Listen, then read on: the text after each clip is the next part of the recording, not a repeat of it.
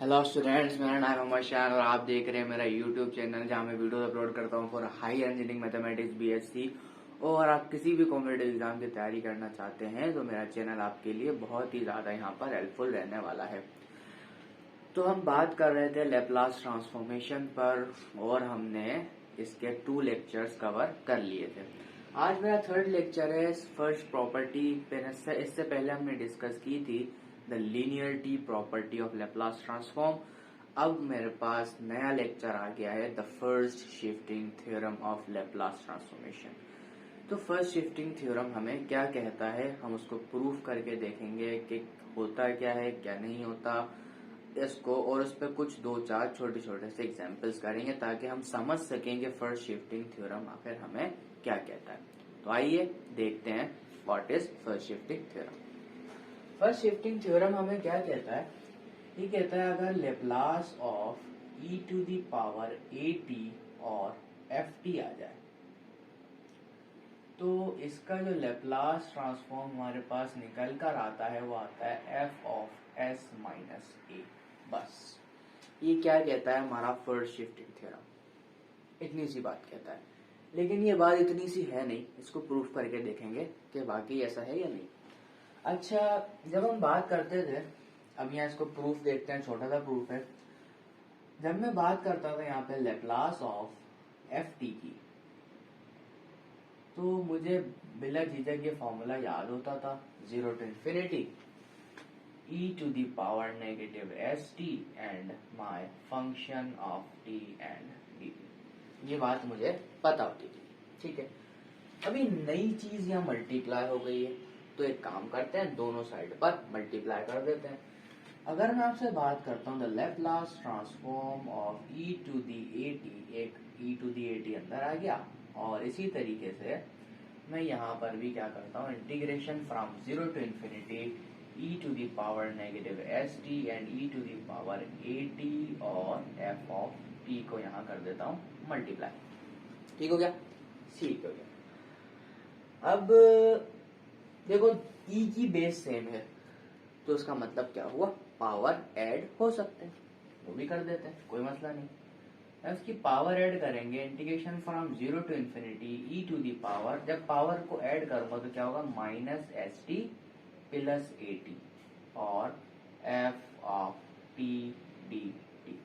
ऐसे ही होगा, बिल्कुल ऐसे ही होगा। अच्छा, कुछ कॉमन आ रहा है तो यहाँ से हम निकाल सकते हैं, तो बिल्कुल कॉमन आ रहा है। कॉमन क्या आ रहा है, integration from 0 to infinity e power minus T and S minus A और एफ ऑफ टी।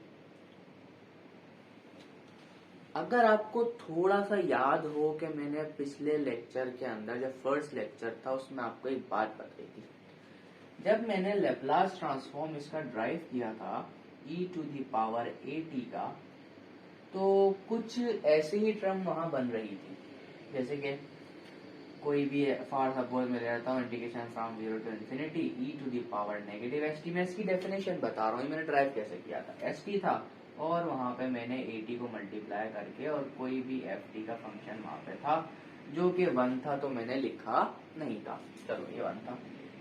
तो यहाँ पर भी बिल्कुल सेम ऐसी ही प्रॉपर्टी बन रही थी और इसका जो रिजल्ट आ रहा था वो आ रहा था 1 over s माइनस ए, ऐसे ही आ रहा था।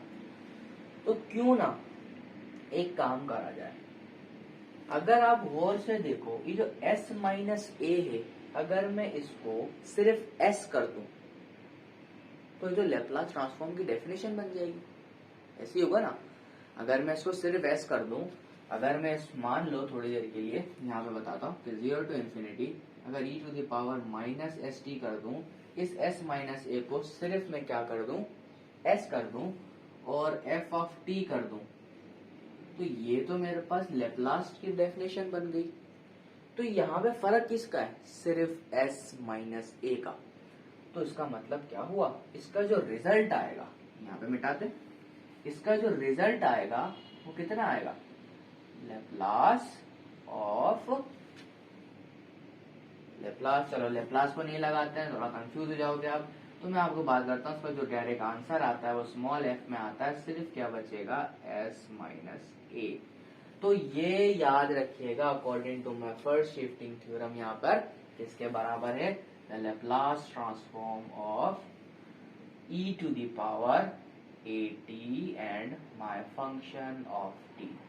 तो मैंने यहाँ पर अपना लैप्लास ट्रांसफॉर्म प्रूफ कर दिया कि भाई हाँ वाकई ये इसके बराबर होता है।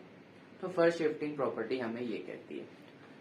तो आओ इसके कुछ एग्जांपल्स करके देखते हैं ताकि आपको और समझ में आ जाए कि फर्स्ट शिफ्टिंग थ्योरम आखिर क्या है। ठीक हो गया? यहाँ तक तो छोटा सा प्रूफ था, आगे बढ़ेंगे। चलो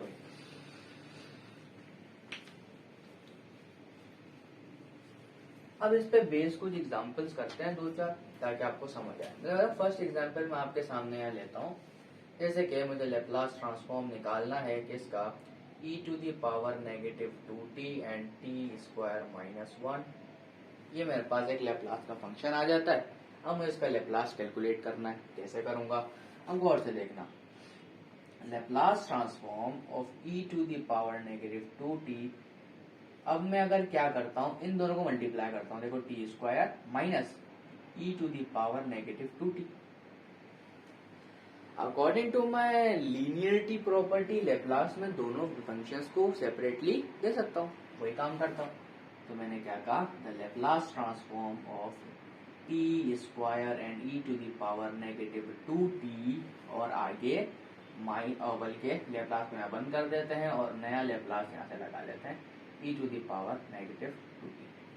कोई फर्क नहीं। अब हमें इस चीज का फॉर्मूला याद था। अब यहाँ पर आपने थोड़ा सा दिमाग चलाना है कि एफ ऑफ s माइनस ए करना है बस। जहां जहां s होगा वहां सिर्फ s माइनस ए आएगा और कुछ नहीं आने वाला। सेम प्रॉपर्टी की तरह सॉल्व होगा जो हम पहले कर चुके हैं। ठीक हो गया?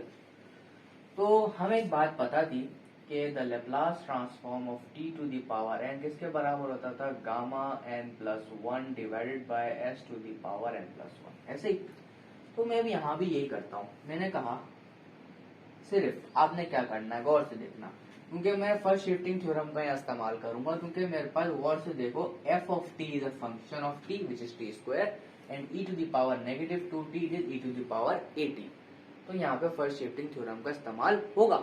तो करने के लिए मैं क्या करूंगा? इस डेफिनेशन का इस्तेमाल करूंगा जो आपके पास फंक्शन होगा।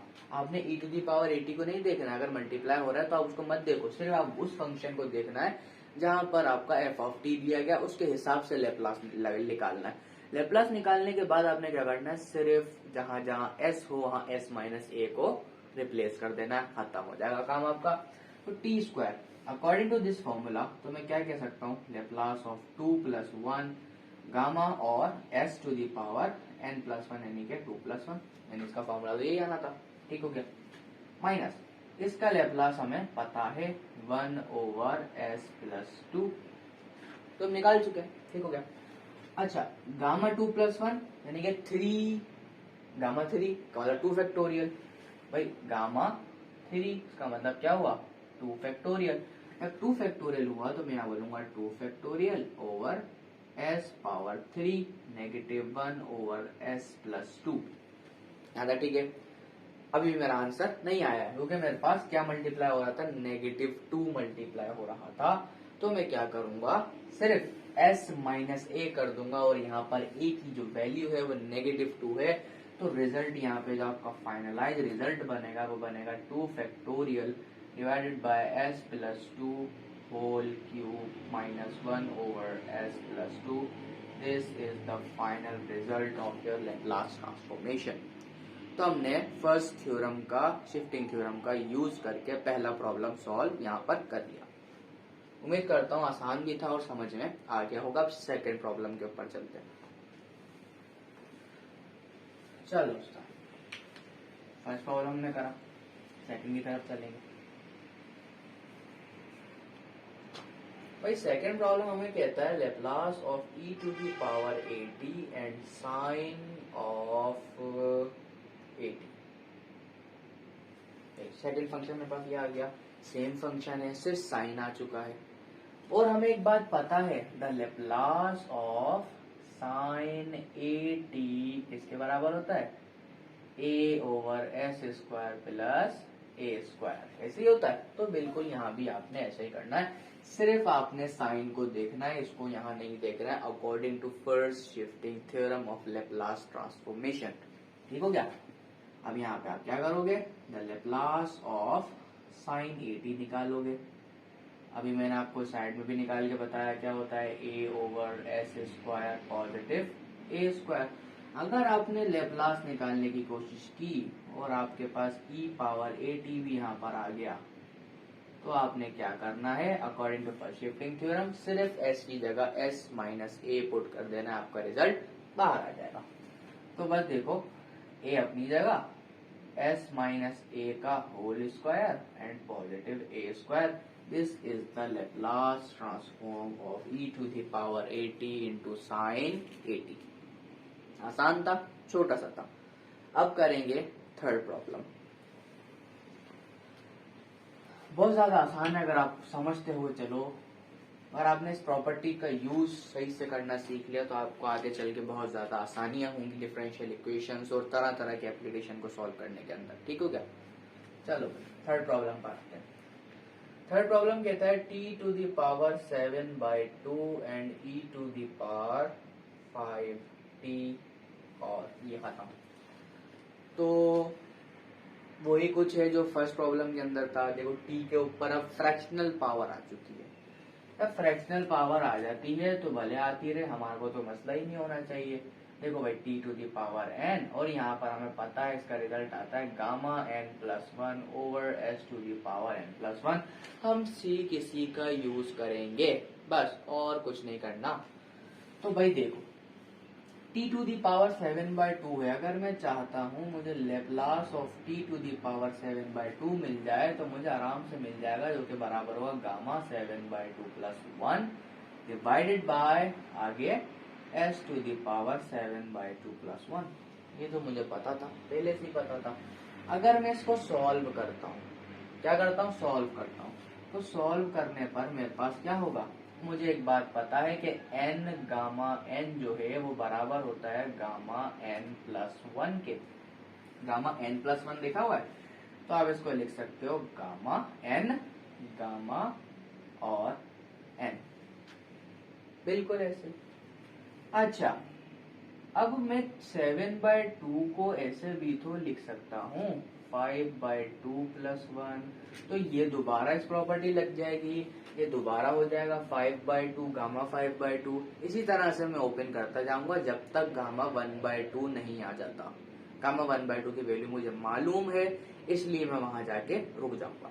ठीक है, तो बिल्कुल ऐसे ही करेंगे। इसके नीचे कितना आएगा, s to the power 7/2 plus 1 and यहाँ पे देखना 7/2, इसी तरह से 5/2, इसी तरह से 3/2, इसी तरह से 1/2, और लास्ट में बचेगा gamma 1/2 divided by s to the power, यहाँ पे आ जाएगा 7/2 प्लस 1, ये जाएगा 9/2।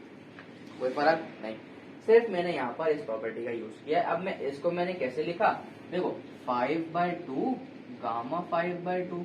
अब मैंने गामा 5/2 को कैसे लिखा, मैंने बोला गामा 5/2 को लिख सकता हूँ 3/2 प्लस 1। तो इसी तरह से मैं इस प्रॉपर्टी का यूज करते करते वह गामा 1/2 तक आके रुक गया। ठीक हो गया, यहाँ तक समझ में आ जाती है।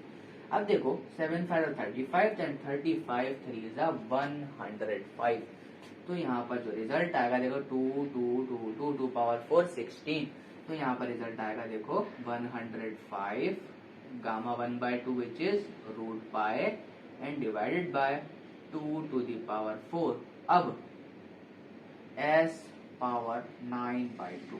ये तो मेरे पास रिजल्ट आ गया किसका, Laplace of t to the power 7/2। लेकिन मैं इसमें इंटरेस्टेड नहीं हूं, मैं इंटरेस्टेड हूं e to the power 5t के साथ। ऐसे ही है, तो आपने क्या करना है, कुछ नहीं करना। 5t है तो आपने क्या करना है, यहाँ पर अगर मैं बात करूं कि ये जो मेरे पास आंसर आया वो किसका आया, Laplace of t to the power 7/2 का।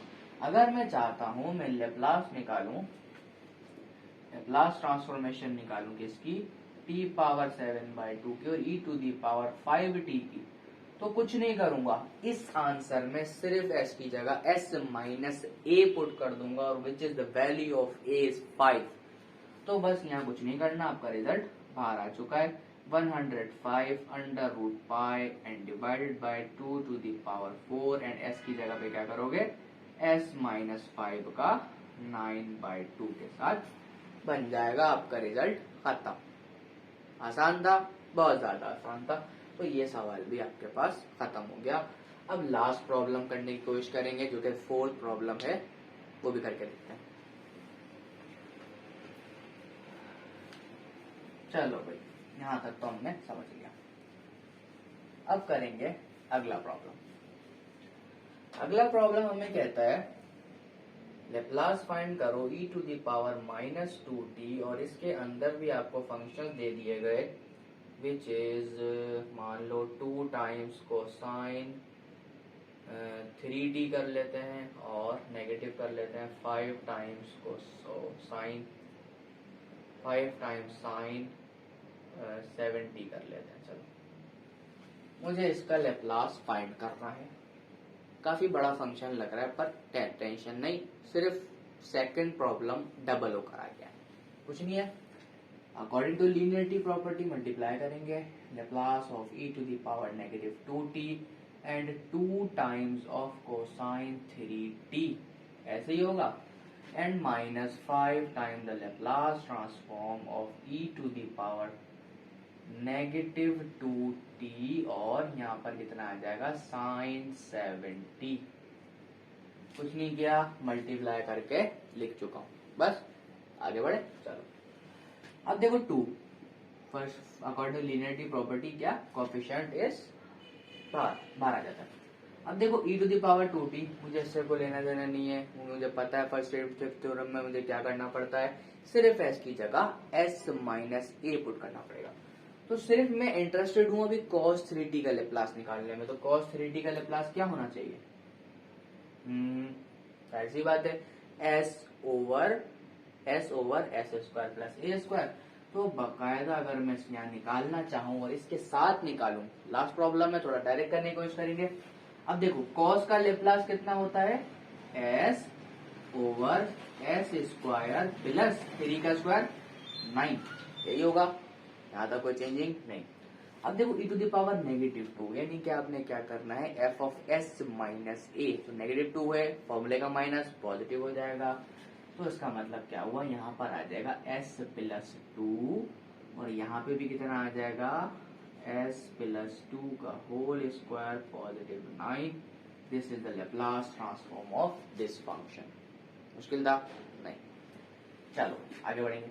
इसी तरह इसका भी करो, साइन का लेप्लास कितना होगा a यानी कि 7 ओवर s स्क्वायर प्लस 7 का स्क्वायर 49, कोई फर्क नहीं। लेकिन मैं इंटरेस्टेड हूं इसके अंदर फर्स्ट शिफ्टिंग थ्योरम में, तो जो यहाँ पे किया वो यहाँ करूंगा, सिर्फ s की जगह s माइनस a पुट करूंगा, मेरा रिजल्ट बाहर आ जाएगा। तो भाई एक काम कर लेता हूँ, सिर्फ यही s नजर आ रहा था तो मैंने क्या s प्लस 2 का होल स्क्वायर और मेरा यहाँ पर लेप्लास ट्रांसफॉर्मेशन आ गया। तो बस कुछ नहीं करो, मल्टीप्लाई कर दो, ये हो जाएगा 2s plus 4 divided by s plus 2 का whole square positive 9 and negative 5 7 35 s plus 2 to the whole square positive 49। This is the Laplace transform of our interested given function और यहाँ पर हमारा प्रॉब्लम खत्म होता है। तो मुझे नहीं लगता कि कोई इतना मुश्किल सा प्रॉब्लम था, बहुत ज्यादा आसान प्रॉब्लम था और हमने काफी टाइप के क्वेश्चंस यहाँ पर किए और समझ लिया कि फर्स्ट शिफ्टिंग थ्योरम यहाँ पर क्या होता है। ठीक हो क्या? चलो जी, उम्मीद करता हूँ आप लोगों को समझ में आ गया होगा। मेरा फर्स्ट शिफ्टिंग थ्योरम का प्रॉब्लम यहीं तक थे और आप इसकी प्रैक्टिस करो ताकि आपको और समझ में आए। नए नए क्वेश्चंस आप अपनी तरफ से ट्राई कर सकते हो, खुद बना के कर सकते हो। यहाँ पे आपकी प्रैक्टिस मैटर करेगी, इसको सीखना आपके लिए मुश्किल नहीं रहेगा। ठीक हो गया? फिर मिलते हैं आपके साथ नेक्स्ट लेक्चर में, तब तक के लिए अल्लाह हाफिज। तो अगर आपने सब्सक्राइब नहीं किया है तो मेरा चैनल सब्सक्राइब करो ताकि आपको नए नए अच्छे क्वेश्चंस और बेस्ट एक्सप्लेनेशन के साथ आपको नए नए लेक्चर्स मिलते रहें। तब तक के लिए अल्लाह हाफिज।